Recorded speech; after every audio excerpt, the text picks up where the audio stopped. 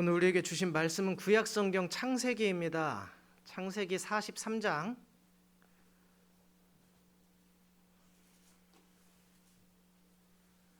6절로 14절까지의 말씀입니다.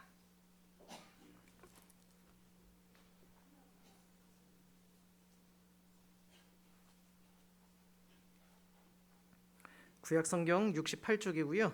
창세기 43장 6절부터 14절까지의 말씀 제가 읽도록 하겠습니다. 이스라엘이 이르되 너희가 어찌하여 너희에게 또 다른 아우가 있다고 그 사람에게 말하여 나를 괴롭게 하였느냐. 그들이 이르되 그 사람이 우리와 우리의 친족에 대하여 자세히 질문하기를 너희 아버지가 아직 살아계시느냐 너희에게 아우가 있느냐 하기로 그 묻는 말에 따라 그에게 대답한 것이니 그가 너희의 아우를 데리고 내려오라 할 줄을 우리가 어찌 알았으리까. 요다가 그의 아버지 이스라엘에게 이르되 저 아이를 나와 함께 보내시면 우리가 곧 가리니 그러면 우리와 아버지와 우리 어린아이들이 다 살고 죽지 아니하리이다. 내가 그를 위하여 담보가 되오리니 아버지께서 내 손에서 그를 찾으소서. 내가 만일 그를 아버지께 데려다가 아버지 앞에 두지 아니하면 내가 영원히 죄를 지리이다. 우리가 지체하지 아니하였더라면 벌써 2번 갔다 왔으리이다. 그들의 아버지 이스라엘이 그들에게 이르되 그러할진대 이렇게 하라. 너희는 이 땅의 아름다운 소산을 그릇에 담아 가지고 내려갔어. 그 사람에게 예물로 드릴지니 곧 유향 조금과 꿀 조금과 향품과 모략과 유향나무 열매와 감복숭아이니라. 너희 손에 갑절의 돈을 가지고 너희 자루 아귀에 도로 넣어져 있던 그 돈을 다시 가지고 가라. 혹 잘못이 있었을까 두렵도다. 내 아우도 데리고 떠나 다시 그 사람에게로 가라. 전능하신 하나님께서 그 사람 앞에서 너희에게 은혜를 베푸사 그 사람으로 너희 다른 형제와 베냐민을 돌려보내게 하시기를 원하노라. 내가 자식을 잃게 되면 이르리로다. 아멘. 이 시간 우리 모두에게 주님의 은혜와 또 평화가 함께 하시기를 축원합니다. 여러분 한 주간 동안 평안하셨습니까? 흔히들 내 삶에 아무런 문제가 없으면 별 탈이 없으면 평안할 것이다 이렇게 생각을 하시는 분들이 있습니다. 그래서 우리들은 늘 그 문제들을 해결하기 위해서 고군분투하지요. 이 문제만 해결되면 다 될 것 같아. 그래서 문제를 해결하기 위해 굉장히 많은 노력과 에너지와 시간을 쏟아붓고 있습니다. 그런데 그 한 가지 문제를 해결하고 나면 내 몸도 마음도 편안할 것이라고 생각이 됐는데 그 문제를 해결하고 났더니 또 다른 문제가 생기더라는 거예요. 문제라는 것이 자꾸만 생겨요. 이거 해결하면 속이 다 시원하겠네 라고 했는데 그거 지나고 나니까 또 다른 문제가 나의 발목을 잡고 나의 가시가 되어서 아프게 한다는 것이지요. 문제는 또 다른 문제가 터짐으로써 앞에 있는 문제가 잊혀지는 게 아닌가 그런 생각이 들 정도로 삶의 문제가 자꾸 찾아와요. 그렇다고 본다면 우리가 한 주간 평안하셨습니까? 할 때 그 평안이라고 하는 것은 외부에서 일어나는 어떠한 문제들하고는 사실 큰 관련이 없는 것이기도 합니다. 다만 하나님이 나와 함께 하신다라는 것을 알고 내 삶의 주인이 바로 하나님 되심을 아는 성도, 그 성도라면 하나님이 주시는 참 평안을 누릴 수 있게 되는 것입니다. 평안이라고 하는 것은 우리 성도들이 누릴 수 있는 이 내면에서 하나님을 믿는 성도들만이 누릴 수 있는 은혜이고 축복이고 선물인 것입니다. 그래서 내가 누구와 함께 있는지 이것을 우리가 굉장히 중요한 문제예요. 이거를 꼭 알아야 합니다. 내 인생을 이끌어가고 있는 이가 누구인지 나의 삶을 이끌어가는 사람이 누구인지 우리가 반드시 알아야 된다는 거예요. 누굽니까? 바로 우리 하나님 되셔야 되겠지요. 하나님을 기억하고 기념하고 또 감사함으로써 날마다 평안을 누리는 저와 여러분 또 하나님께서 축복받는 성도들이 되기를 바랍니다. 그 성도는 삶의 목적이라는 것이 굉장히 분명해야 합니다. 삶의 목적이 분명하지 않으면은 사실은 우리가 성도다운 삶을 살 수가 없어요. 성도가 성도로서 하나님을 믿는 자녀로서 살아가려면 목적이 확실하게 있어야 되는데 목적이 불분명하면 그것이 안 된다는 거죠. 우리의 목적이 무엇입니까? 사도 바울은 그렇게 말했지요. 우리의 몸 그리고 우리의 삶을 통해서 하나님을 영화롭게 하는 것, 바로 그것이 우리의 삶의 목적이 되어야 할 것입니다. 돈 많이 버는 것, 어디 나가가지고 승진하는 것, 높은 자리에 올라가는 것, 이런 것들이 우리의 목표가 될 수 없습니다. 우리의 목표는 나의 몸과 나의 삶이 하나님을 영화롭게 하는 것, 그것이 바로 우리의 목표가 되어야 합니다. 그것을 우리가 분명히 하게 될 때 나의 삶의 목적이 무엇인가? 하나님을 영화롭게 하는 것이다. 내가 지금 왜 사는가? 하나님께 영광 돌리기 위해서 산다. 이것이 분명해질 때 우리들은요, 내 삶에 일어나는 많은 일들을, 또 나에게 주어지는 그 많은 것들을 새로운 시선으로 볼 수 있게 됩니다. 하나님께 영광을 돌리기 위해서라면 고난도 역경도 그것이 도구가 될 수 있어요. 그런데 내가 성공을 위해서 살아가잖아요. 내 목표가 성공에 있다면, 돈 많이 버는 것에 있다면 나에게 찾아오는 시련과 어떤 위기, 이런 것들은 발목 잡는 짐이고 돌뿌리일 뿐이겠죠. 바울은 로마서 5장에서 자신에게 일어나고 있는 고난과 환난이 어떤 의미인지 이렇게 말했습니다. 우리가 환난 가운데에서도 우리 믿는 사람들은, 성도라고 불리는 사람들은 즐거워할 수가 있는데, 큰 시험과 환난 앞에서도 기뻐할 수가 있는데, 이것이 어떻게 가능하냐? 가능하다. 왜냐하면 우리는 이걸 알기 때문이에요. 뭘 아냐? 환난이라고 하는 게 나중에 조금 지나면 인내를 낳고, 그 인내라는 것이 또 조금 지나면 연단을 낳고, 또 연단이라는 것을 계속 가지고 가다 보면 소망을 낳게 되는데, 우리가 그 사실을 이미 알고 있기 때문에 환난도 나에게는 기쁨이다, 이렇게 이야기를 합니다. 그래서 바울은 자기 자신 몸에 있는 가시조차도 은혜라고 고백을 했지요. 너무 아픈데, 나를 힘들게 하는데 이것조차 은혜라는 고백을 하는 거예요. 왜냐하면 나 자신을 쳐서 교만하지 않게, 자만하지 않게 하려는 하나님의 은혜입니다, 이런 고백을 할 수 있었던 거예요. 나의 약점, 나의 연약함, 나의 삶에 찾아온, 도대체 왜 찾아오는지 모르겠는 그런 고난, 고통, 이런 것들이 은혜의 통로가 되는 이유가 바로 그런 것입니다. 이런 일들이 해결되리라는 믿음 때문이 아니에요. 그런 일들로 인해서 내가 하나님과 더 가까워지고 더 깊이 교제할 수 있기 때문에 그런 고통이 나에게도 은혜가 된다는 것입니다. 하나님과 더 가까워지는 시간이 되는 거예요. 이렇게 다른 시각으로 바라보고 다르게 경험할 수 있는 이유가 바로 삶의 목적이 분명할 때 그렇게 볼 수가 있습니다. 인생의 목적이 바울은 분명했지요. 내 삶으로, 내 몸으로 하나님을 영화롭게 하는 것이었어요. 삶의 목적이 분명한 성도는 그 쓸데없는 질문을 자꾸 안 합니다. 예를 들면, 하나님이 도대체 어디에 계시는가? 왜 하나님은 나를 도와주지 않는가? 아니, 나를 도와주지 않는 게 아니라 나만 도와주지 않는 것 같은데 도대체 하나님 나한테 왜 그러시나? 이런 질문을 반복적으로 계속 던지지 않습니다. 왜냐하면 하나님은 한 번도 나를 떠난 적이 없으시고, 나를 한 번도 혼자서 내버려 두신 적도 없으시고, 나를 한 번도 돕지 않고 그냥 홀로 내팽개쳐 두신 적이 없다라는 것을 결국 깨달은 사람이기 때문입니다.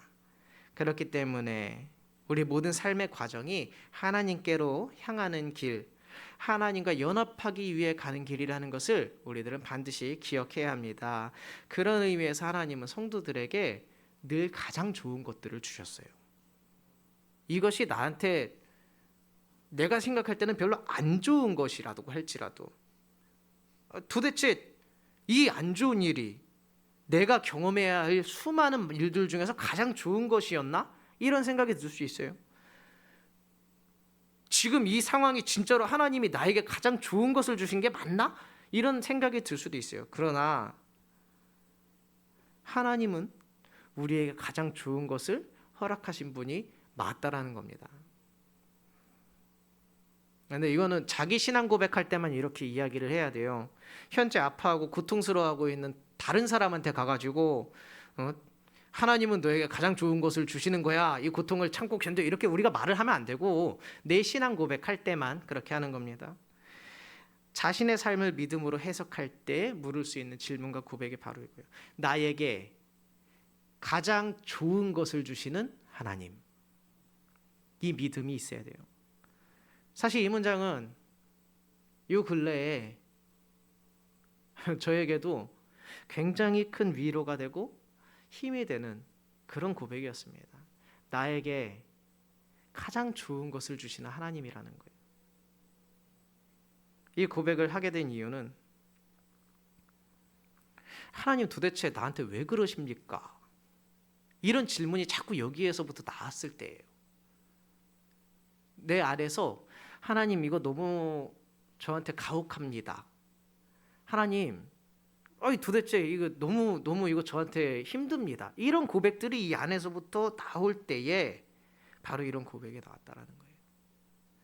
머리로는 이해가 되면서도 마음으로는 받아들이기 힘들었던 고백, 나에게 가장 좋은 것을 주시는 하나님, 이거를 말로 고백을 하니까 참 신기하게도 삶이 재조정되는, 그러니까 내 삶이 좀 균형을 찾아가고 마음의 평안을 찾게 되는 그런 놀라운 일들이 불과 얼마 전 저에게도 있었다라는 거예요. 여러분, 하나님을 신뢰해야 됩니다. 하나님의 인도하심을 믿어야 돼요. 성경에 욥이라는 인물이 나오지요. 욥은 모든 재산과 자녀를 잃은 후에 이렇게 고백을 했습니다. 너무 슬퍼가지고 겉옷을 찢고 머리털 다 밀고 머리를 땅에 대고 엎드리면서 이렇게 얘기했어요. 내가 빈손으로 태어났으니 죽을 때에도 빈손으로 돌아갈 것입니다. 주신 분도 주님이시요 가져가신 분도 주님이시니 주님의 이름을 그냥 나는 찬양할 뿐입니다.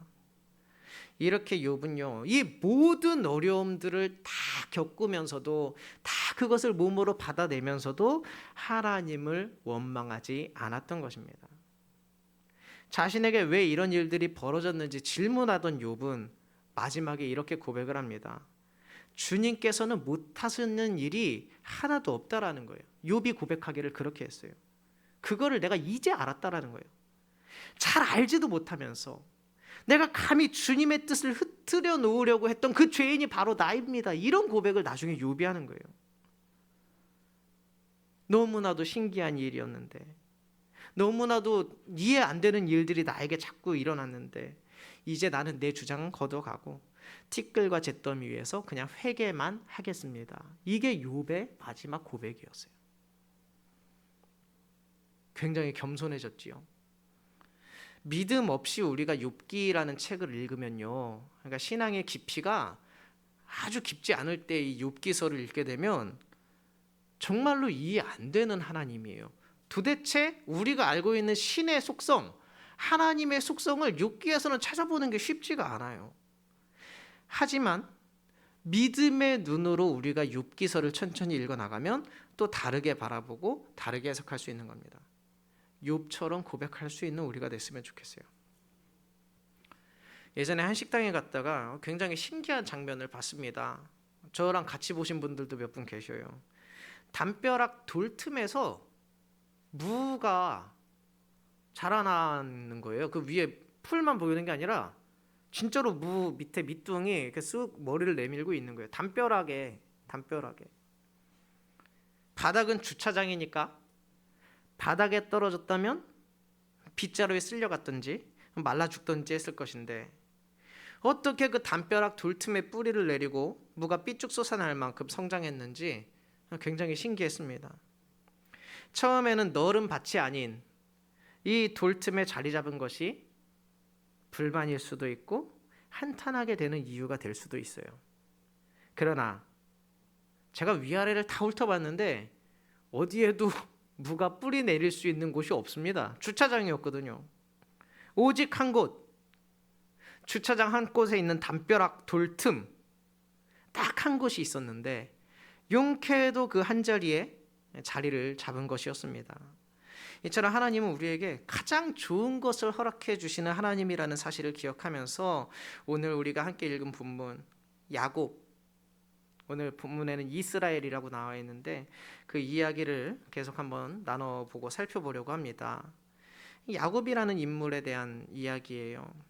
이 야곱이 브니엘에서 천사와 씨름을 하고 나서 이제 계명 이름을 받게 되죠. 그래서 이스라엘이 되는데, 그래서 오늘 본문에 이스라엘이라는 이름으로 소개가 되고 있습니다.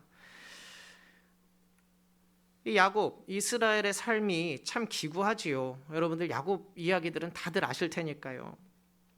오늘 본문의 배경을 이해하기 위해서 제가 짧게만 설명을 드리면은, 이 야곱이 제일로 사랑하는 아들이 하나 있었는데 요셉이었어요. 그런데 이 요셉을 형들이 시기한 나머지 너의 나라로 팔아 넘깁니다. 그리고 나서 형들은 아버지한테 가서 얘기하기를 자기들이 팔았다고는 차마 얘기를 못하는 거예요. 혼날까봐. 뭐라 그랬냐면 요셉이 죽었습니다 이렇게 이야기를 했어요. 자기 아들 죽은 줄 알고 그 가슴에 묻고 이제 살아가는 거죠. 시간이 흘러서 야곱과 그 자녀들이 사는 지역에 흉년이 들었어요. 먹을 것이 하나도 없어지게 되니까 이 자녀들이 먹을 걸 좀 구하러 이집트로 떠나게 됩니다. 그런데 이집트로 떠난 아들 중에서 시므온이라는 아들이 먼저 팔려간 요셉에게 이제 볼모 아닌 볼모로 잡히게 돼요. 이 사람들이 이제 요셉이 잡았다라는 건 모르죠.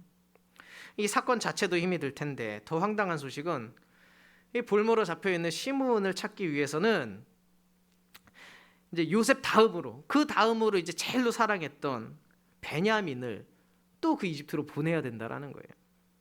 그러니까 이스라엘 입장에서는 아들 중에서 제일 사랑했던 요셉 죽고 또 이미 이집트에 잡혀 있는 시므온과 베냐민까지도 잃을 수 있는 그런 절망적인 상황에 지금 놓여 있는 거예요. 이 상황에서 야곱은 오늘 본문의 고백을 자식들에게 들려줍니다. 뭐라고 하냐면 내가 자식을 잃게 되면 잃으리로다, 이런 고백을 해요. 자식들을 잃게 되면 잃는 것이지 그럼 뭐 낸들 어떻게 하겠느냐. 야곱의 고백이 굉장히 무책임하고 뭔가를 다 포기하는 것처럼 들릴 수도 있겠지만 이 이스라엘의 고백은 뭐냐면요, 어떤 상황이 됐든지 간에 그 삶을 내가 받아들이겠다라는 믿음의 고백인 것입니다. 동시에 하나님이 인생의 주인 되심을 고백하고 있는 거예요. 어떻게 하나님이 나한테 이럴 수 있나? 어떻게 하나님이 나에게 이런 시련을 주실 수가 있나? 이런 고백을 하지 않는 거예요. 우리도 본문에 나오는 이스라엘과 같은 이 야곱과 같은 고백을 할 수 있는 이유는 이스라엘이 처음부터 이런 고백을 하지 않았고 시간이 흘러서 고백했기 때문입니다. 인간적인 고뇌와 믿음 가운데에서 흔들리고 또 흔들리다가 고백한 게 바로 이거예요. 이스라엘은 삶의 결과를 하나님께 온전히 맡겨버립니다. 시간이 흘러서. 처음에 고뇌하고 번민하지요. 그러나 마지막에 하나님은 나에게 가장 좋은 것을 허락하실 것이라는 그 믿음이 이 이스라엘, 야곱에게 흘러 들어간 것입니다. 요즘에는 TV나 어디에서 보기가 힘든데 제가 어린 시절에는 TV에서 서커스 하는 거를 좀 보여준 적이 있어요. 동네마다 돌면서 하는 것도 있었던 것 같은데, 여러분 서커스에서 볼 수 있는 그 공중고개 혹시 뭔지 아시죠? 공중에서 그네 사람이 매달려가지고 막 이리 뛰고 저리 뛰고 하는 공중고개의 대가인 한 사람의 인터뷰가 있습니다. 뭐라고 했냐면요, 날아갈 때 자기는 다른 걸 아무것도 할 게 없다는 거예요. 그냥 잡아주는 사람을 온전히 믿는 것밖에는 자기가 하는 일이 없다는 거예요. 근데 굉장히 많은 사람들이 나를 스타라고 생각한대요. 나를 공중고개에 아주 대단한 스타라고 생각을 하는데 진짜 스타는 내가 아니라 나를 잡아주는 사람이라는 거예요. 계속되는 인터뷰에서 뭐라 그러냐면 날아가는 사람은 그동안에 할 게 아무것도 없대요. 그냥 날아가는 것만 한대요. 잡는 사람이 사실은 모든 걸 다 하는 것이다. 그렇게 고백을 합니다. 이 인터뷰를 보고 우리의 삶 또한 비슷하다라는 것을 깨달았습니다. 중요한 것은 내가 날아가면서 뭘 어떻게 하는지가 아니에요. 나를 결국에 잡아주실 하나님을 그냥 믿기만 하면 되는 거예요. 우리가 일평생 살아가면서 하늘을 날아가면서 앞구르기 뒷구르기 다 하고 날아서 제비를 돌고 뛰고 뭘 하든지 간에 내려올 때는 우리가 안전하게 잡힐 것, 누구에게? 하나님에게 안전하게 잡힐 것이라는 것을 우리가 믿어야 된다는 거예요. 간혹 약간 두려울 때도 있죠. 어떤 위기들이 나에게 계속 파도처럼 찾아올 때, 그럴 때조차도 결국에는 안전하리라는 믿음이 우리에게 있어야 돼요.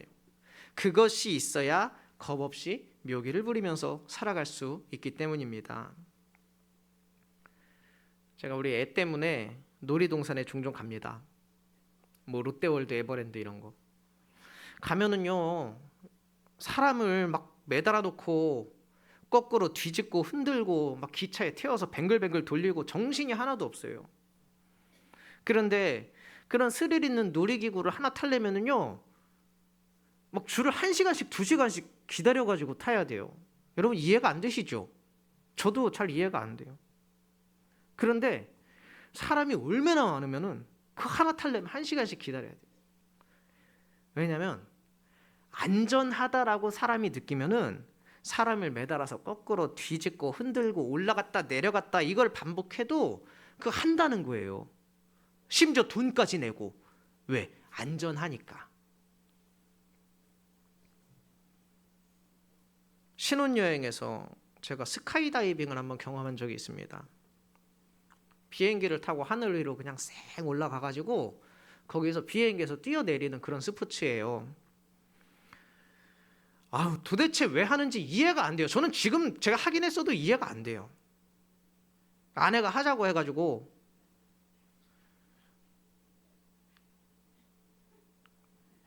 신혼여행인데 그거 안 할 수가 없잖아요.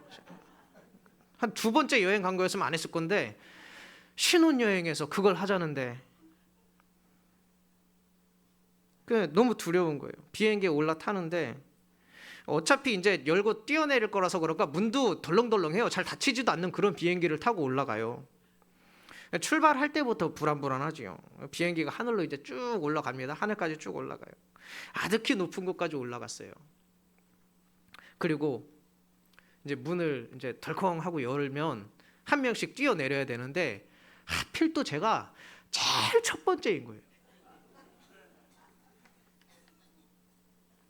내가 믿을 사람이라고는 내 뒤에 매달려가지고 혼자 뛰는 건 아니고 다행히 누가 뒤에 한 명 매달려 있어요. 그 사람만 이제 믿어야 돼요. 나는 내 뒤에 매달려서 대신 낙하산을 펼쳐줄 그 사람 딱 한 명뿐이에요. 뛰어내리고 나서 자유낙하를 이제 몇 초간 경험을 하는데 진짜로 그냥 떨어지는 거죠. 그게 뭐 하늘을 나는 거예요. 떨어지는 거지. 막 떨어지고 나면 그때는 뭐 아무것도 눈에 보이는 게 없어요. 정신이 없어요. 그런데 낙하산이 쫙 하고 펼쳐지면 이제 그때서야 이제 그 아름다운 풍경들이 좀 보이는 거예요. 땅에 탁 도착을 했는데 재미 하나도 없어요. 정말로 다리가 부들부들 떨리고 얘기하면서도 그래요. 타고 나면 보통 재밌다 그러는데 저는 재미가 없었어요. 너무너무 무서웠어요. 그런데 이것도요, 한국에서부터 미리 예약을 하고 가요. 왜냐하면 사람이 많아서, 하겠다는 사람이 많아서. 안전하다고 느끼면 저 하늘 높은 데에서도 그냥 뛰어내리는 게 사람이에요. 내가 안전하다고 느끼기만 하면. 자, 여러분, 굉장한 비밀이 여기에 숨어 있습니다. 안전하다라는 것, 그것을 우리가 알면 굉장히 위협적인 순간도 우리가 즐길 수가 있습니다. 이 놀이기구에서 우리가 배울 수 있는 게 그거예요. 내가 안전하게 하나님 손에 붙들릴 것이라는 것을 믿는 성도, 하나님의 인도하심을 우리가 믿고 있다면 우리 삶에 찾아오는 수많은 역경과 위기와 고통스러운 순간들조차도 오히려 우리가 즐길 수 있게 된다라는 겁니다. 그런데 내가 안전하게 붙들릴 거라는 확신이 없으면 무섭고 불안하고 미치겠는 거예요. 하나님이 나를 붙들어 주신다라는 그 확신, 어떤 순간에서도 내 손을 놓지 않을 거라는 그 믿음, 그 믿음이 마침내 하나님은 나에게 늘 가장 좋은 것만 허락하신다, 거기까지 나아갈 수 있게 되는 겁니다. 우리가 인생의 고비들 앞에서 넘어지고 고꾸라지는 것이 여러분 우리 삶에 기적이 없어서 그렇습니까? 아니에요. 하나님의 역사가 부족합니까? 아니지요. 하나님의 은혜가 부족한 것도 아니고 내 신앙의 깊이가 모자란 것도 아니에요. 뭐예요? 하나님을 제대로 믿지 못하는 거예요. 나를 분명히 잡아주실 건데 그 확신이 없는 거예요. 어떤 어려움에도, 어떤 시련에도, 어떤 두려움에도 나를 붙드시는 이 바로 하나님이 계심을 우리가 믿음으로 고백할 수 있어야 합니다.